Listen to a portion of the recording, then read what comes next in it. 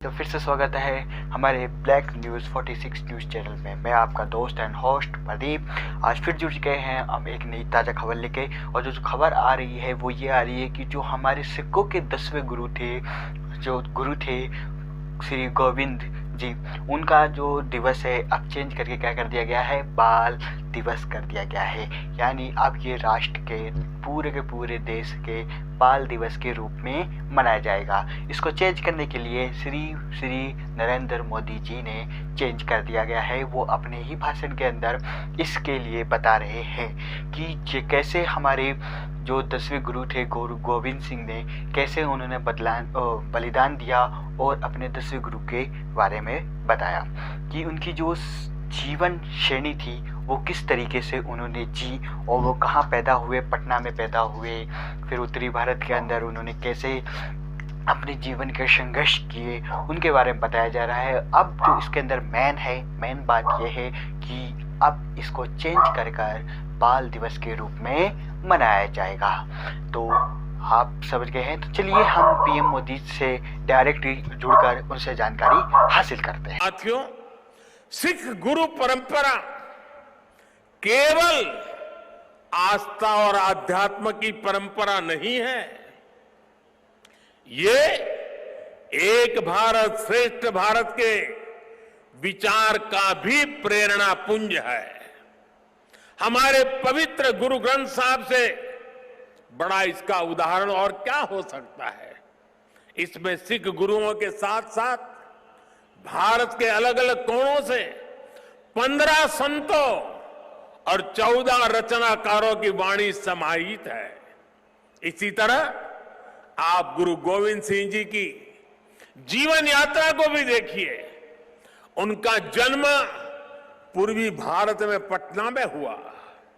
उनका कार्यक्षेत्र उत्तर पश्चिमी भारत के पहाड़ी अंचलों में रहा और उनकी जीवन यात्रा महाराष्ट्र में पूरी हुई। गुरु के पंच प्यारे भी देश के अलग अलग हिस्सों से थे और मुझे तो गर्व है कि पहले पंच प्यारों में एक उस धरती से भी था, द्वारिका से, गुजरात से, जहां मुझे जन्म लेने का सौभाग्य मिला है।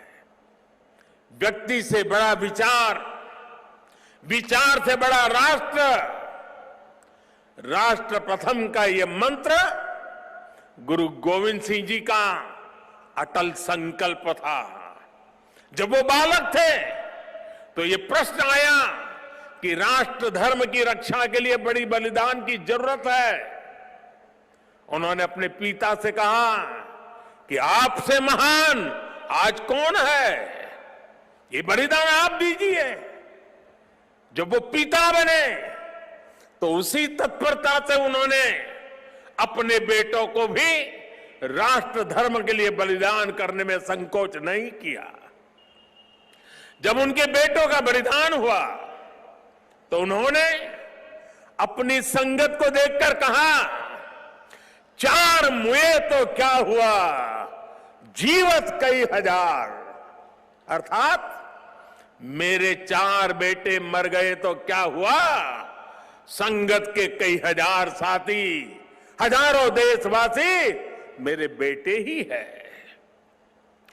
देश प्रथम, नेशन फर्स्ट को सर्वोपरि रखने की ये परंपरा हमारे लिए बहुत बड़ी प्रेरणा है।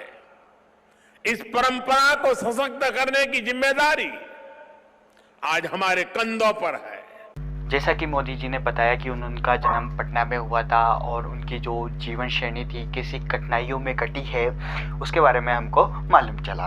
अब आज के लिए इतना ही काफ़ी है। फिर कल मिलते हैं एक नई न्यूज के साथ और आप जुड़े रहिए हमारे ब्लैक न्यूज़ 46 चैनल पे। आज ही सब्सक्राइब करें, लाइक करें, शेयर करें, क्योंकि ऐसी ही अपडेट आपको मिलती रहेगी। श्रीमान नरेंद्र मोदी जी, कांग्रेस के नेता हमारे राहुल गांधी जी के बारे में